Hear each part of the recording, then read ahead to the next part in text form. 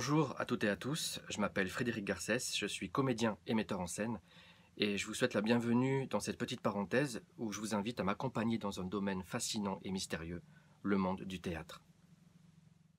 Le théâtre est une discipline née d'une tradition pendant la Grèce antique, appelée dithyrambe, et qui était une façon de rendre hommage à Dionysos, le dieu de la célébration, en préparant ou en improvisant des poèmes déclamés et parfois chantés en son honneur. Au départ, tout est parti de la fête pour célébrer la vie et le renouveau du printemps, afin de remercier l'abondance de Mère Nature. On parle aussi d'origine plus ancestrale, car certains historiens parlent de traditions théâtrales d'origine chinoise et indienne, dont auraient pu s'inspirer les Grecs. On dit que le théâtre était le père de tous les arts, car déjà dans l'Antiquité, on faisait appel au chant et à la danse. Le théâtre était cathartique, c'est-à-dire que son objectif était de purifier les gens en leur montrant des situations gênantes ou violentes afin de leur inspirer de la pitié ou de la crainte. Comme ça, tout le monde était beaucoup plus calme.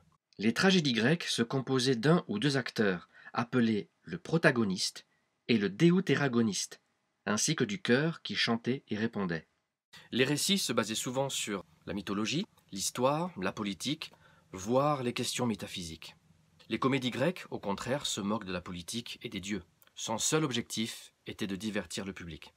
Enfin arrive la comédie nouvelle, délaissant les mythes et les dieux pour se consacrer sur la caricature des schémas sociaux et familiaux. Ce style de comédie inspirera beaucoup plus tard d'autres artistes comme Boileau, Racine, Goethe ou Goldoni. Le Moyen Âge, qu'on pourrait caractériser de période assez sombre pour le domaine artistique, a lui aussi connu son propre théâtre. Même si l'Église a longtemps combattu le théâtre, y voyant de l'hérésie ou une tradition païenne de plus à éradiquer, elle se servira de sa forme pour célébrer les messes et les processions. On abandonne le latin progressivement, puis se développe le théâtre des mystères et des miracles, dont le sujet le plus fréquent traitait de la passion du Christ. Mais en même temps, il y avait le théâtre dit profane, où à l'inverse des mystères, on reprenait les thématiques religieuses d'une façon plus burlesque, avec des jongleurs, musiciens et troubadours.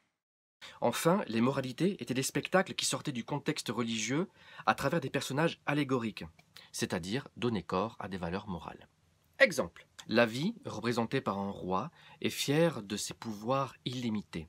Son arrogance est encouragée par ses deux chevaliers, force et santé. La reine Vigilance lui rappelle qu'il ne peut échapper à la mort et qu'il devra se présenter devant Dieu un jour ou l'autre. Le roi défie la mort. Il perd, la morale est évidente.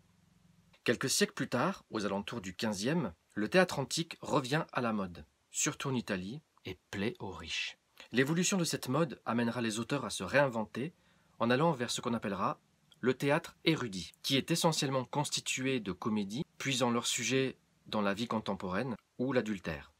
Mais le théâtre antique inspire toujours, et l'illustration de la nature, des gens de la campagne et des amours fantaisistes, comme les Romains aiment déjà en peindre le tableau, amenèrent le genre pastoral, où les nobles aiment imaginer les intrigues amoureuses dans le monde de la campagne. En France, on apprécie plus la farce. Il y a peu, voire pas de théâtre. Alors on joue dans la rue ou sur des esplanades de jeux de paume. Il est important de faire rire, car le rire évite aussi la censure. À partir du XVIe siècle, le théâtre vit une véritable transformation. On abandonne les monologues, les chœurs, et on veut de la vraisemblance, c'est-à-dire qu'on refuse ce qui est improbable ou irréel. De là, on adopte la règle des trois unités d'Aristote. Unité de temps, unité de lieu et unité d'action. La pièce doit se situer dans un laps de temps de 24 heures, dans un endroit unique, et ces deux unités rendent l'action crédible aux yeux du public. Ce sont ces trois unités qui rendent le spectacle vraisemblable. Pourtant, une autre tradition théâtrale existe. Il s'agit de la commedia dell'arte. Plus appréciée par le peuple que par les nobles, ce genre très ancien connaît son plus grand succès entre le XVIe et le XVIIe siècle, grâce à Shakespeare et Molière par exemple. Les comédiens utilisaient des masques qui représentaient des types comme le serviteur, le vieillard, le docteur et le soldat. Seuls les amants n'étaient pas masqués. Ces spectacles étaient souvent joués dans la rue, et les histoires simples que les acteurs racontaient étaient accompagnées de sauts, de pirouettes et de cascades, amenées à surprendre et à divertir le public. Mais cette époque, dite aussi époque de la Renaissance, aura donné vie à l'art lyrique et donc à l'opéra, qui aura beaucoup plus de succès que le théâtre. Lorsque la France sort de la farce et de la bouffonnerie, elle se refera une réputation grâce au classicisme, avec entre autres Corneille, Racine et Molière. Ils reprendront le concept des trois unités. Molière, par exemple, s'inspirait des farces, de la commedia dell'arte et de toutes ces comédies. Mais il était allé plus loin que l'observation sociale. Il mettait en scène les travers de l'âme humaine. Attention, on accélère un peu. Nous sommes au XVIIIe siècle et il n'existe que deux théâtres officiels en France, l'opéra et la comédie française. Et oui, le roi officialise la censure pour pouvoir mieux contrôler les productions. De cette censure naît le théâtre de boulevard et l'opéra comique grâce au théâtre populaire.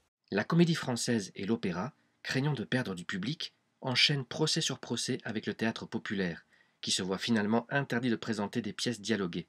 Alors ils présentent des monologues, des dialogues avec un muet ou un animal, un partenaire placé en coulisses, ou bien des textes écrits sur des écriteaux. Mais en 1719, la comédie française remporte la bataille en faisant interdire tous les spectacles forains, excepté les marionnettes et la danse de corde. Mais tout rentre dans l'ordre en 1724. L'opéra comique est à nouveau rétabli. Le XVIIIe siècle aura été marqué par les drames bourgeois, les comédies larmoyantes, les vaudevilles, ou bien des réflexions sur le théâtre, le paradoxe du comédien pour Diderot, les écrits de Voltaire pour défendre la condition des gens de théâtre face à l'Église, ou les condamnations du théâtre pour immoralité de Rousseau. Sartre disait que le théâtre des Lumières remplissait la fonction des tribunes morales. Ça veut dire que tout était constamment remis en question. On est loin des fêtes de Dionysos. Le théâtre de la Révolution, qui se situe à la fin du XVIIIe siècle, récupère les principes des Lumières pour faire du théâtre de classe, mais assez bourgeois. La censure disparaît un temps, mais revient en 1793.